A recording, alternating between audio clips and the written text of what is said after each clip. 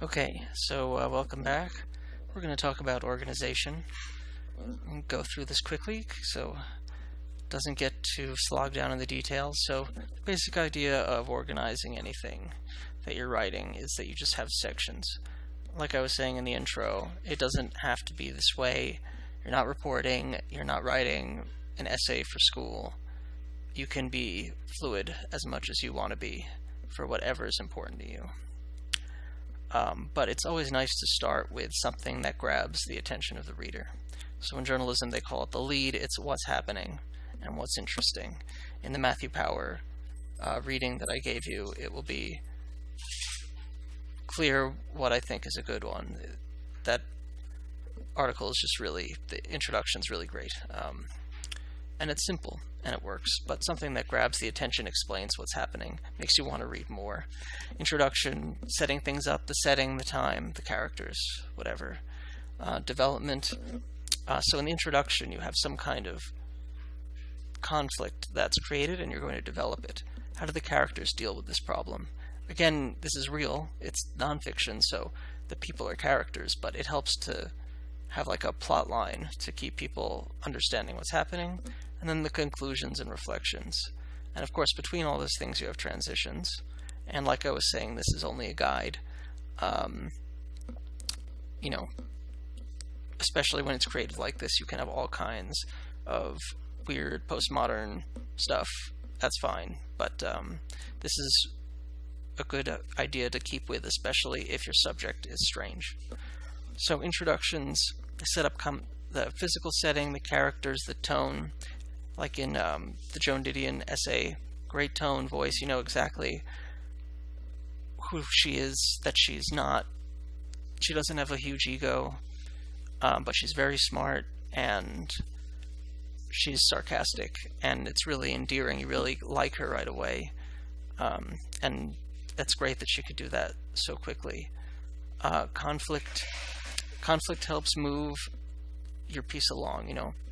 If two characters want two different things, if nature wants to do something and a government is trying to stop it, whatever it is, it helps to keep a clear plot so people are interested, helps to focus the piece. Of course, physical setting, you want to know what's there. Development. So you develop the themes and the conflict. This can be paragraphs that all have the same, that not just one paragraph, but you could have one paragraph per subject. There are these two people. One person wants to spend, husband and wife, one person wants to spend their money opening a store. The other person wants to spend their money, investing in the stock market. So that's their conflict. What happens? How does it develop? It could be one paragraph as husband, one paragraph as wife. It could be one paragraph as stock market, one paragraph is store, whatever you like.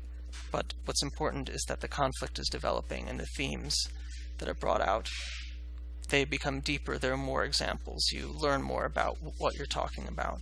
So to do this, you introduce new facts and new information. You can use information from research that you've done, from what people have told you, whatever. But adding new information helps to develop your themes and your conflict. The conflict should be tested. It's not just, husband wants this, wife wants that. They have to butt heads. They have to engage and decide between the two of them what's going to happen. The conflict can't be ignored. It should be brought to the center. Like I was saying, outside sources, sometimes in general, you kind of start with the big picture, the macrocosm, the big world. Where are we? What time is it in history? What's going around? And then you move into the little picture, like what's going on in someone's head? What are the little things that happen that day? Because now that we have the context of the big picture, the little things all have this significance, and you end on the big picture again. What are the final consequences of what's happened? And you can go back and forth. Again, not a rule at all. You could have one thing that starts little and goes big. You could have something that is little the whole way through. Just a suggestion when you're starting out to try and give something some some structure. Then finally you have the conclusions.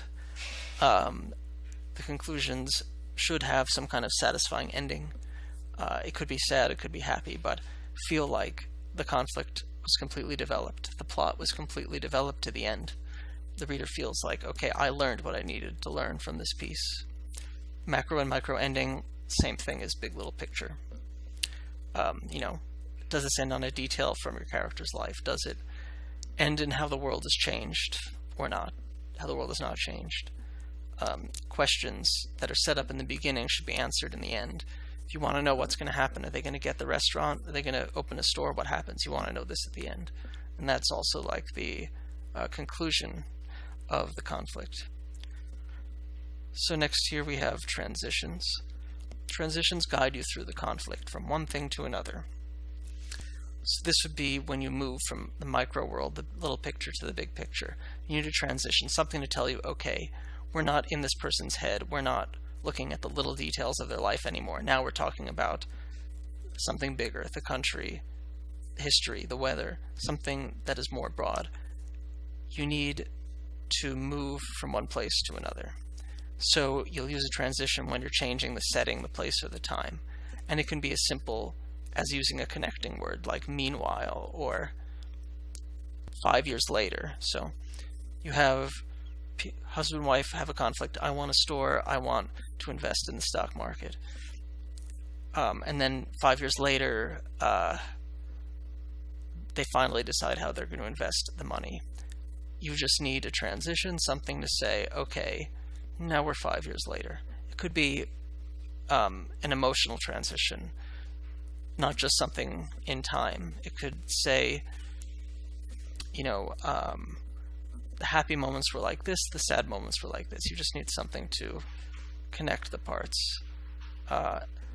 Transition also grounds us in the setting, so you as the writer know when everything is happening, what everything looks like, but the reader doesn't. So by having a transitional sentence here and there, you are making sure the reader is with you. If 5 years later the husband has gray hair, that's something we want to know, because that can be significant and it can represent an emotional change in him as well.